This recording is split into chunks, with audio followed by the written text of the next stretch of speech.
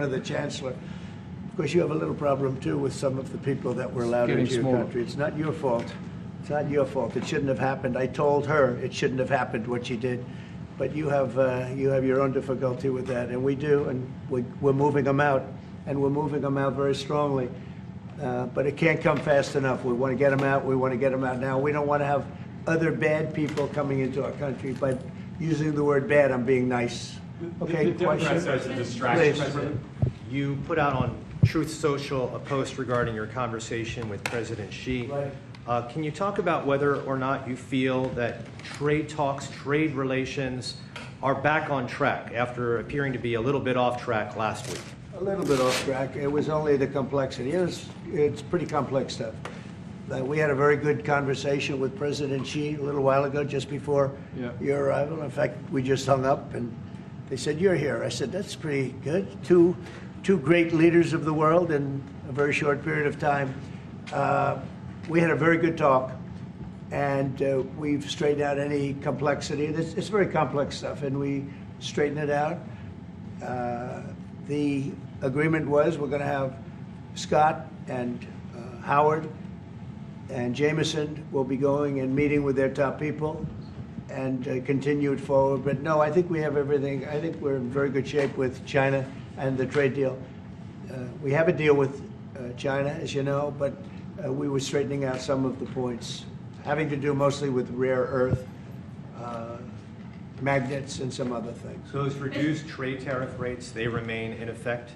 Yeah, we have the deal. I mean, we've had a deal. We announced the deal, and we'll be, I guess you could say, I wouldn't even say finalizing it up, Scott. I would say we have a deal, and we're going to just make sure that everybody understands what the deal is. Okay? We had a really good conversation. By the way, he invited me to China, and I invited him here. We both accepted. So I'll be going there with the First Lady at a certain point, and he'll be coming here, hopefully, with the First Lady of China. Mr. President, what do you expect from Germany? Go ahead, please. Did you talk about the Chinese students? Are you allowing them to come to the U.S.? No, Chinese students are coming. No problem. No problem. Okay, and on It's our Russia? honor to have them, frankly. Look, we want to have foreign students, but we want them to be checked. You know, in the case of Harvard and Columbia and others, all we want to do is see their list. There's no problem with that. This is anybody outside of our country, international students, because when we see some of the people that we've been watching, we say, where do these people come from? How is that possible? No, we want to have foreign students come. We're very honored by it, but we want to see their list. Harvard didn't want to give us the list. They're going to be giving us the list now. I think they're starting to behave, actually, if you want to know the truth. Okay, and on Ukraine? Yeah, please. On Russia, are you willing to put more pressure on Putin to end the war by imposing new sanctions on Russia and also on China? Well, remember, I'm the one that ended Nord Stream 2, going to a place called Germany, come to think of it. I'm sorry I did that. I don't know. But I ended Nord Stream 2. Nobody else did. And then when Biden came in, he immediately approved it. That's the largest, essentially the largest pipeline in the world, going to Germany and other countries. And by the way, we have so much oil and gas, you will not be able to buy it all. I mean, you literally, we have so much, and I hope we're going to make that a part of our trade deal because we have more than anybody else. We have actually the most, by far in the world, probably double what anyone else has. So we'll work on that. I'm sure that's something we'll discuss today. Mr. President, What do you expect from Germany, and what do you expect from the Chancellor? Well, first of all, I'm glad to meet because I've been dealing with the Chancellor, and he's a very good man to deal with. He's difficult, I would say. Can I say that? It's a positive. Go ahead. You wouldn't want me to say you're easy, right? No. Yeah, he's a very great representative of Germany. I think all we want is just going to have a good relationship. The rest will just sort of follow very easily. We'll have a good trade deal. I mean, I guess that will be mostly determined by the European Union, but you're a very big part of that, so you'll be involved. But we'll end up hopefully with a trade deal, or we'll do something. You know, we'll do the tariffs. I mean, I'm okay with the tariffs, or we make a deal with the trade, and I guess that's what we're discussing now. yeah. Mr. President, Back there, please. Go ahead. Mr. President? No. Okay. Is Germany doing enough on defense, Mr. President? Is Germany doing enough on defense? What? Defense spending. Is Germany doing enough on defense? The Chancellor wants to. Is Germany doing enough on Chancellor wants to defense? spend 3.5. Well, I don't know. I mean, I haven't discussed it very much. I know that you're spending more money on defense now, and quite a bit more money, and that's a positive Definitely. thing.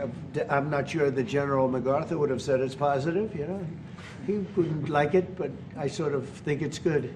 You understand what I mean by that? Absolutely, I understand. He made a statement, never let Germany rearm. And I said, I always think about that when he says, sir, we're spending more money on defense. I say, oh, is that a good thing or a bad thing? I think it's a good thing. But, you know, at least to a certain point. There'll be a point when I'll say, please don't arm anymore if you don't mind. We'll be watching him. I'll get it. Mr. President. Mr. President. Mr. President. Biden, Mr. President. Yeah, Biden, you say Biden. Your predecessor dismissed your Autopen investigation. He said he made all the decisions during his presidency. I'm curious your reaction to his dismissal. Well, look, the Autopen, I think, is the big scandal outside of the rigged election of 2020. I think the biggest scandal of the last many years is the Autopen. And who's using it? I happen to think I know, okay, because I'm here. And I'm not a big Autopen person, fortunately. I'm glad. I'm very glad. It's an easy way out. But it's a very bad thing, very dangerous. You know, I sign important documents. Usually when they put documents in front of you, they're important. Even if you're signing ambassadorships, and I consider that important. I think it's inappropriate. You have somebody that's devoting 4 years of their life or more to being an ambassador. I think you really that person deserves to get a real signature, not an Autopen signature. And I can tell Autopen easily. I can look at it. Like two little pinholes from pulling the paper, right? You always see the pinholes. Yeah. It's real easy to tell about Autopen. I think it's very disrespectful to people when they get an Autopen signature. Outside, Autopen to me are used when thousands of letters come in from young people all over the country and you want to get them back. And, you know, people use Autopens for that, to send a little signature at the bottom of a letter. We have thousands of them. We get thousands of letters a week. And it's not possible to, you know, do. I'd like to do it myself, but you can't do it. To me, that's where Autopens start and stop. But I'm sure that he didn't know many of the things. Look, he was never for open borders. He was never for transgender for everybody. He was never for men playing in women's sports. I mean, he changed, all of these things that changed so radically. I don't think he had any idea that frankly, I said it during the debate and I say it now, he didn't have much of an idea what was going on. Mr. President. He shouldn't be, essentially whoever used the Autopen was the president. And that is wrong, it's illegal, it's so bad, and it's so disrespectful to our country. Mr. President. Mr. President, will you lead your troops in Germany? And if I may ask a question to the Chancellor to answer in German for the German audience, how has your first encounter been?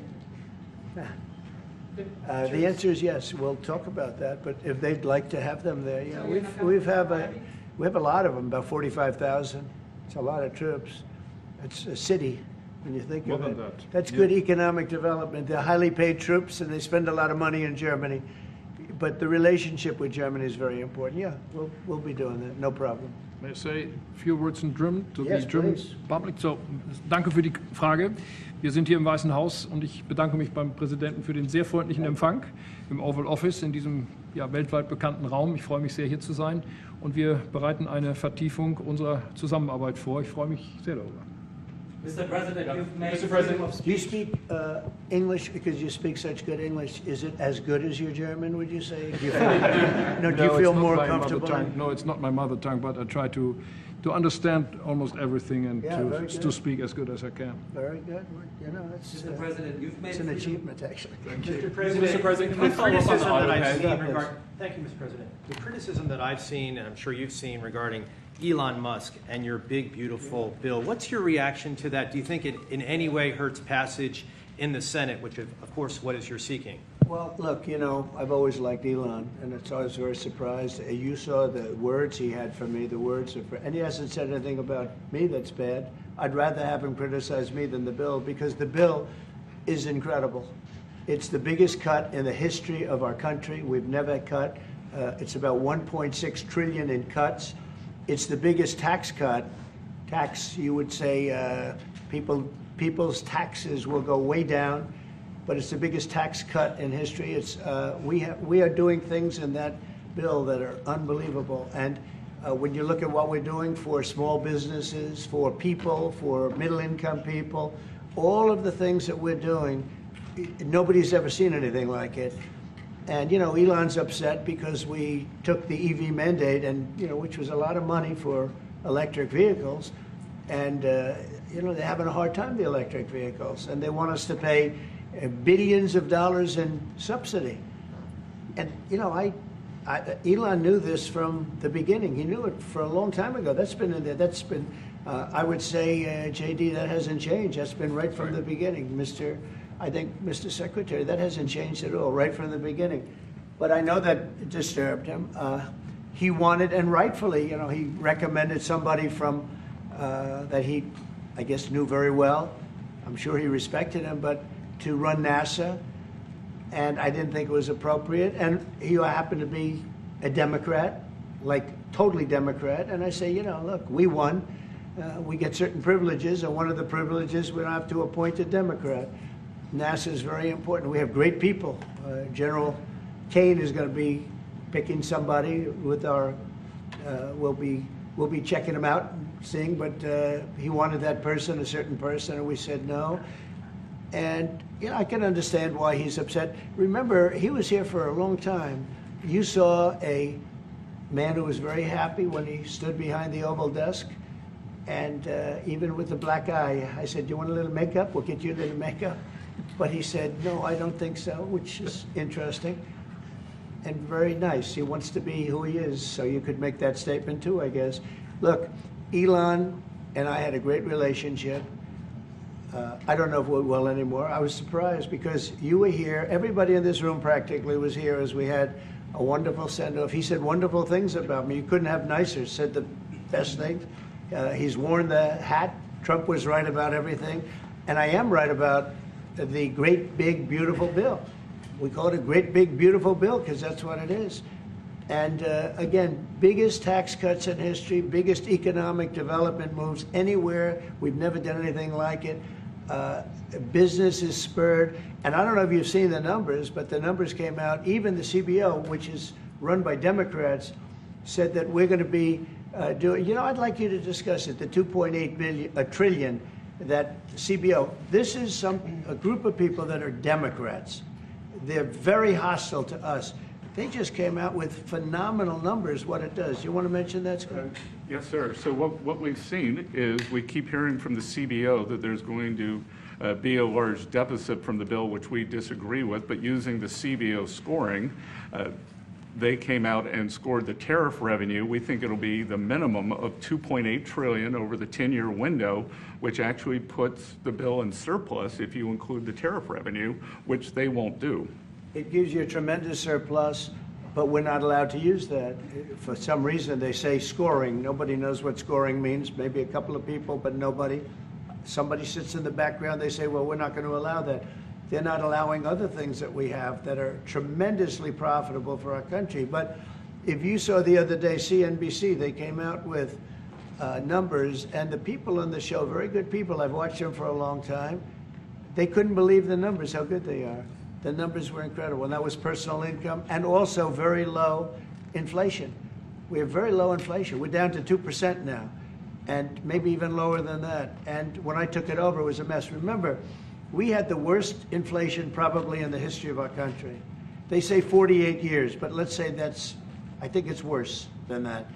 So we had the worst inflation in the history of our country under the Biden administration. Now we're down to a beautiful number, 2%. You'd actually like to keep it there. Better than zero is 2%. It's going down maybe to 1, and 1% is like perfect. That's perfect. You don't want to have zero for certain reasons that nobody is very interested to listen to. But we have almost perfect inflation. Grocery prices are down. Everything. Remember eggs? Eggs. We weren't going to buy another egg for the next 20 years. They were so expensive, right? Remember? You guys all hit me about eggs. Eggs have come down 400%. Everybody has eggs now. They're having eggs for breakfast again. But if you look at gasoline, very important. I think always the most important because it's the energy is a big the biggest factor. That's what happened. He screwed up our energy policy, and everything went up because energy went up.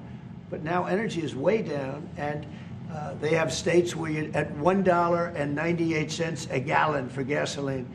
So the costs have come way down, and one of the things I ran on was that. I ran on the border. We have the best border in the history of our country, 99.99%.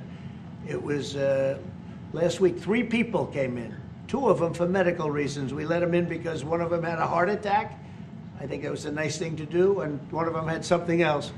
So we've never had, I had very good numbers for 4 years, but we really topped it. And I want to thank Christie and Tom Homan. They've done a fantastic job. But nobody mentions that anymore. Remember, a few months ago, the border was a total disaster. People were coming in by the hundreds of thousands of people a day, a week, a month. I mean, we had a month, 2 million people came in 1 month. The border was being overrun, and a lot of bad people, criminals, murderers, drug dealers. We had some of the worst people in the world coming in from all over the world. It's totally closed. And you know what? People are coming into our country, but they're coming in legally. So we've done a great job. Elon knew that. Elon endorsed me very strongly. He actually went up in campaign for me. I think I would have won. Susie would say I would have won Pennsylvania easily anyway, even if the governor ran, the real governor, not the governor from Minnesota, he's a sick puppy, that guy. That poor guy, I feel sorry for him. But they made a bad choice with him. But if you pick Shapiro or anybody else, I spoke to him recently about his house being set on fire, which was terrible. But if they picked him, I would have won Pennsylvania. I won it by a lot. But I'm very disappointed because Elon knew the inner workings of this bill better than almost anybody sitting here, better than you people. He knew everything about it. He had no problem with it. All of a sudden he had a problem. And he only developed the problem when he found out that we're going to have to cut the EV mandate, because that's billions and billions of dollars. And it really is unfair. We want to have cars of all types. Electric, we want to have electric, but we want to have a gasoline, combustion. We want to have different. We want to have hybrids. We want to have we want to be able to sell everything. And when that was cut, and Congress wanted to cut it, he became a little bit different. And I can understand that. But he knew every aspect of this bill. He knew it better than almost anybody. And he never had a problem until right after he left. And if you saw the statements he made about me, which I'm sure you can get very easily, it's very fresh on tape, he said the most beautiful things about me. And he hasn't said bad about me personally, but I'm sure that'll be next. But I'm very disappointed in Elon. I've helped Elon a lot. And Mr. President, I just want to clarify, did he raise any of these concerns with you privately before he raised them publicly? And this is the guy you put in charge of cutting spending. Should people not take him seriously about spending now? Are you saying this is all sour grapes? No, he worked hard and he did a good job. And I'll be honest, I think he misses the place. I think he got out there and all of a sudden he wasn't in this beautiful Oval Office, and he's got nice offices too. But there's something about this one. I was telling the Chancellor, this is where it is. People come in here, even from Germany. They come in and they walk into the Oval Office, and it's just a special place. It's, World War I, it started and it ended here, and World War II, and so many other things. Everything big comes right from this beautiful space. It's now much more beautiful than it was 6 months ago. A lot of good things are happening in this room. And I'll tell you, he's not the first. People leave my administration and they love us. And then at some point they miss it so badly, and some of them embrace it and some of them actually become hostile. I don't know what it is. It's sort of Trump derangement syndrome, I guess they call it. But we have it with others too. They leave and they wake up in the morning and the glamour's gone. The whole world is different and they become hostile. I don't know what it is. Someday you'll write a book about it and you'll let us know. Yeah. Mr. President, speaking of ending wars in this room, you were very critical of Vladimir Putin a couple of days ago. What kind of play is he playing from your perspective? Well, look, he got hit. He's been doing hitting, so I understand it. But he got hit hard, and I don't think he's playing games. I think I've always said he wanted the whole thing. I thought he wanted the entire, everything having to do with Ukraine. That's something that would have never happened if I were president. The election was rigged. I didn't get to be president, but I got to be president now. And I think it's a much more important presidency. Other than a couple of things like that, the war would have never happened. The war with Ukraine, with Putin, would have never happened, ever, not even a chance. And it didn't happen for 4 years. And it wasn't thought of. I used to talk to him about Ukraine a lot. It was the apple of his eye, but he would have never done what he did. And I think mistakes were made by him, but I think mistakes were made by other people. The president should have never allowed that war. Biden should have never allowed that war to happen. If you had the right guy in here, that war would have never happened. Israel would have never happened with Hamas. That would have never happened. The attack on Israel would have never happened because Iran was broke. They had no money. They had no money to give to Hamas or Hezbollah or anybody else. And all of that would have never happened. Inflation wouldn't have happened. It was caused mostly by energy. And the Biden administration messed up my great energy policy. We were down into the 190 a gallon, and it would have never happened. It was caused by energy and their bad spending on the Green New Scam and other things that they spent on. But all of those things would have never happened. But maybe most importantly, the war, Chancellor, with Russia would never have happened with Ukraine. It was something that would have, you know, I dealt with Putin a lot. There was no chance, zero. And you know, a lot of people say, how do you know? For 4 years it didn't happen. There was never a chance of it happening. And he understood the consequences. Now, it's a shame. And when you see all of those people, they came out with a report today that millions of people have died, much more than people thought. And I've been saying that for a long time. The amount of death in that war is far greater than the news has been reporting, or than, frankly, that either side has been reporting. It's a very sad thing.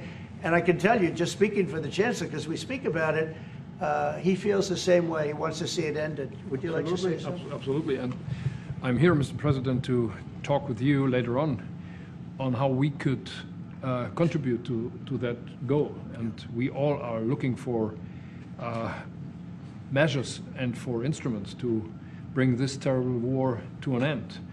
And may I remind you that we are having June 6th tomorrow. This is D-Day anniversary, when the Americans once ended a war in Europe. And I think this is in your hand in specific, in ours. That was not a pleasant day for you? No, that was not a pleasant. This was not a great in day. the long run, Mr. President, this was the liberation of my country from Nazi dictatorship. That's true. So, that's true. And we know what we owe you. But this is the reason why I'm saying that America is again in a very strong position to do something on this war and ending this war. So let's talk about what we can do jointly, and we are ready to do what we can. And you know that we gave support to Ukraine, and that we are looking for more pressure on Russia. The European Union did, and we should talk about that. We will talk about it. And, Yeah. you know, it's good timing. The numbers for our country are through the roof, the economic numbers, because of the election and because of tariffs and other things, a lot of things. But we've had some of the best numbers we've ever had. They were reported yesterday, the day before, and even today. The country's doing really well. I think that one of the things you'd be most interested in is that 6 months ago, we were having a hard time getting anybody to join our military. I mean, they just couldn't do it. The numbers were record low. We couldn't get people to join the military. It wasn't me. This was before I got there, the past administration. But 6 months ago, a year ago, the numbers were record low. You couldn't get them to join. That included the police. And you couldn't get them to join. Now, we just hit the highest number in the history of our country, we think, but very close, but the highest in the history of our country, recruitment, joining the Army, Navy, Air Force, Marines, Coast Guard, police forces all over the country. What did you do for that? What was the reason? Spirit. They love our country again. You know? You're going to do the same thing. Spirit. We have great spirit is back in our country, and it's very simple. And, you know, it was only, Susie, 6 months ago, right, that you got reports. You're the one that released them, that you couldn't get anybody to join the military, and now we're stocked.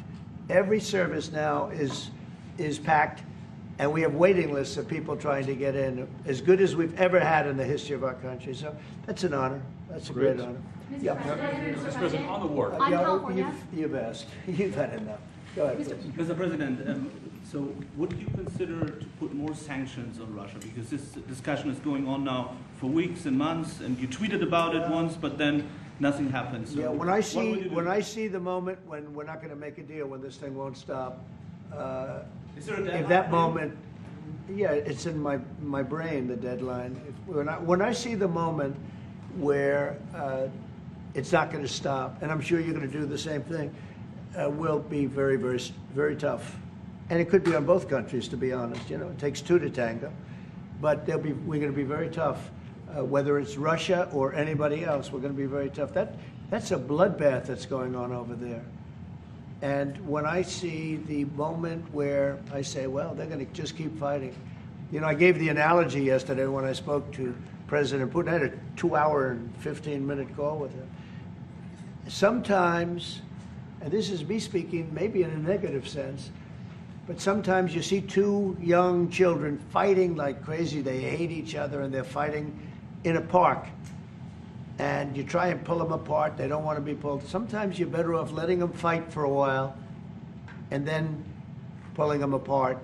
And I gave that analogy to Putin yesterday. I said, President, maybe you're going to have to keep fighting and suffering a lot because both sides are suffering before you pull them apart, before they're able to be pulled apart. But it's a pretty known analogy. You have two kids, they fight.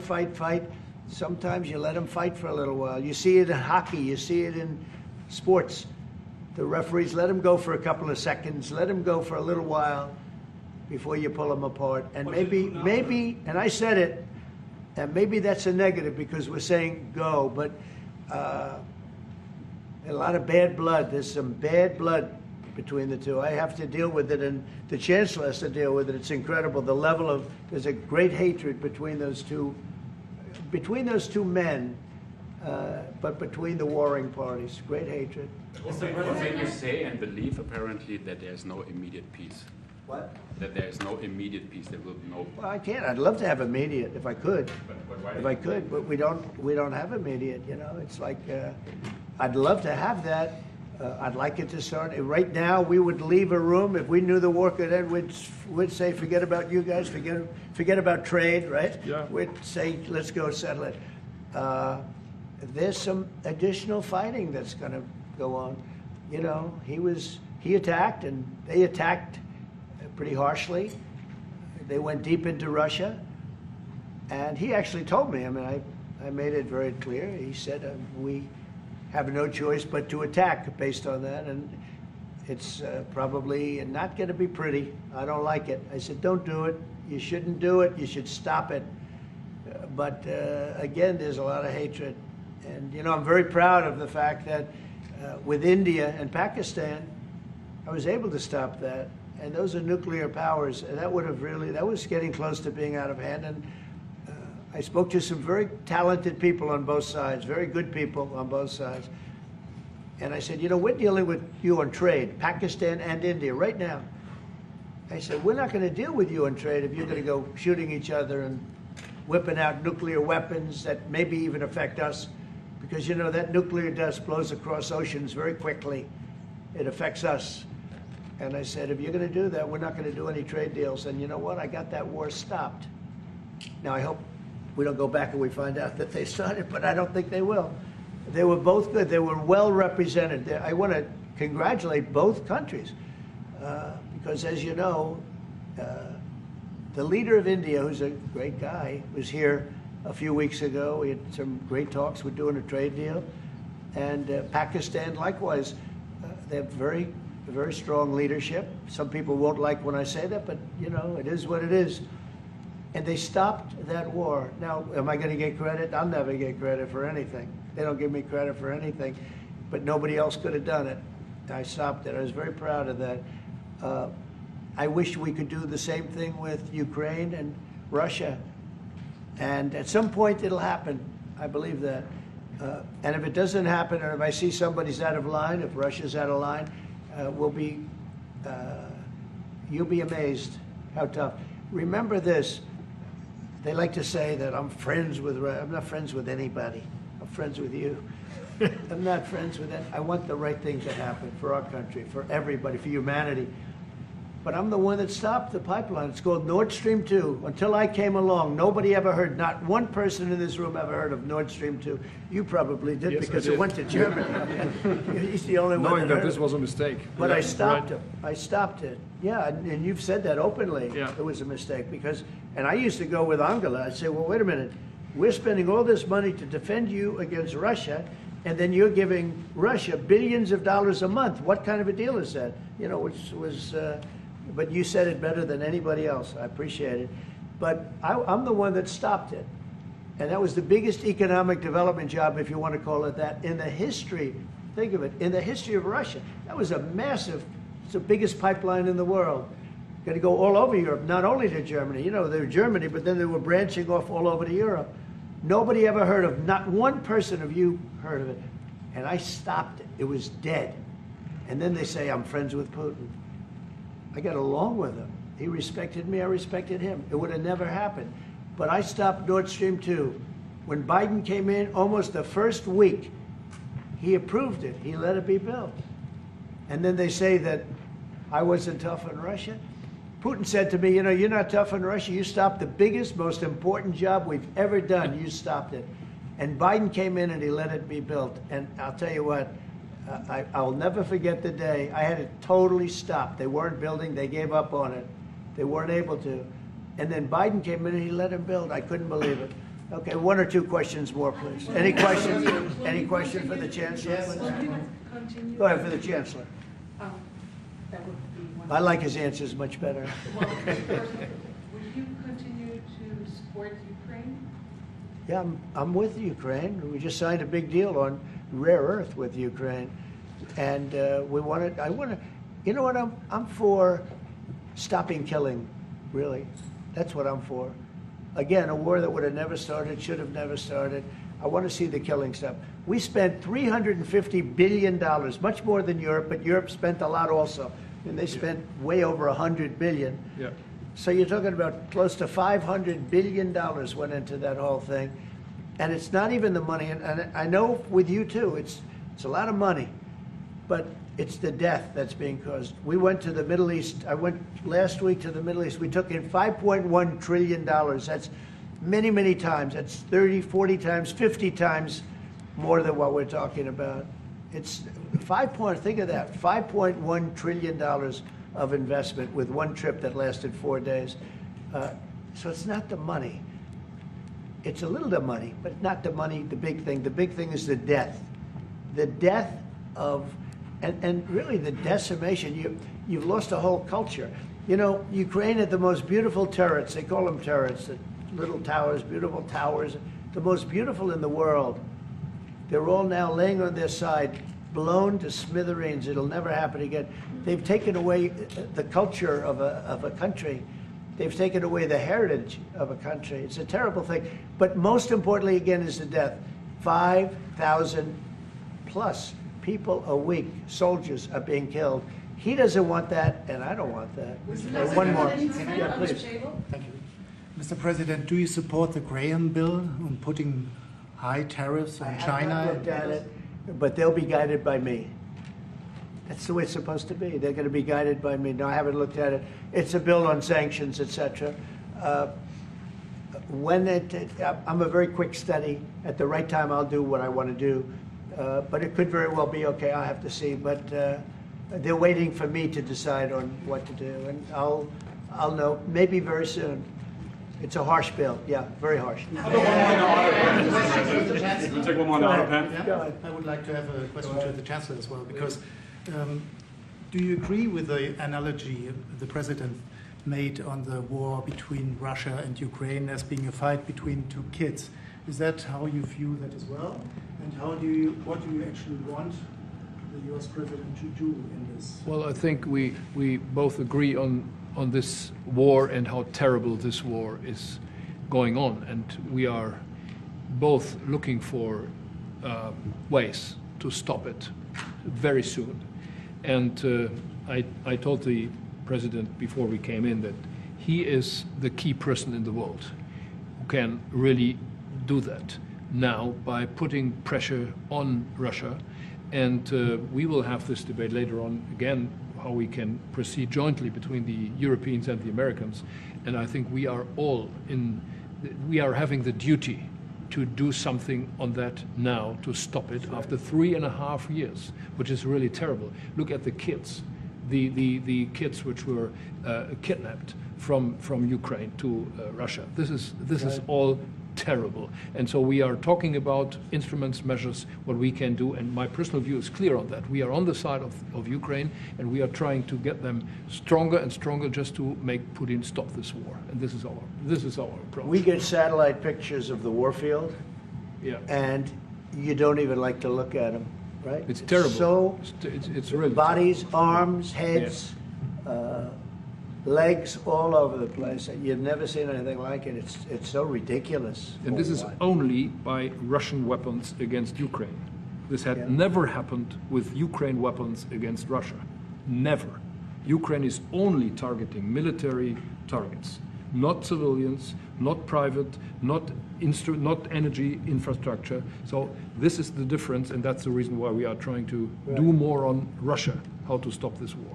Well, in this case, I'm talking about the battlefield, the soldiers on soldiers. But you could also say that, too, with the cities. The cities are being hit also. So it's a terrible, terrible thing. Somebody said Autopen. Did I hear the word Autopen? I was just curious. Because I think it's the biggest scandal maybe in the last 100 years in this country. So when I hear that word, I think it has to be discussed, because the fake news will try and hide it, and we can't do that. Well, that's what I'm asking. Have you uncovered any evidence that anything specific was signed without President Biden's knowledge or by other people in the administration acting illegally? Well, I don't think Biden would know whether or not he signed it. I'm asking if you've uncovered any of that information. No, but I've uncovered, the human mind. I was in a debate with the human mind, and I didn't think he knew what the hell he was doing. So, it's just one of those things, one of those problems. We can't ever allow that to happen to our country. The danger our country was in, and I know some of the people that worked with him, radical left, horrible people.